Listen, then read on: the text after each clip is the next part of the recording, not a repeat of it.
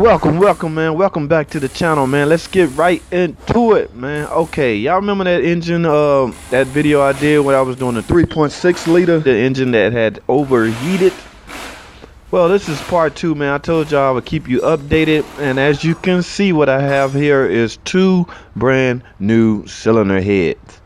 That's right, man. The adjuster, the assurance company, probably came to their senses that it would be highly, extremely a gamble, per se, to send these heads out to get repaired, because remember, the engine overheated real bad. And as you can see, this is an all aluminum engine, meaning the cylinder heads are aluminum and the block is aluminum, so it would have been extremely risky to send these heads out and take a chance on them repairing it properly.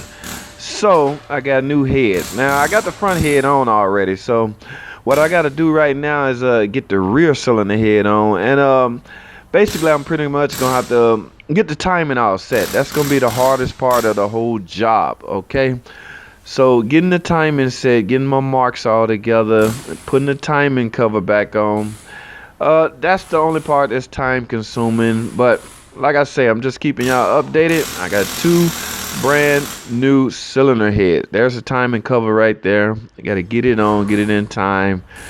I got the rear head on now. As you can see, two brand new cylinder heads. All right, I don't want to bore y'all with watching me put everything back together, so I'll get it started and get it finished. Thanks for watching, comment, subscribe, and I'll see y'all on the next video.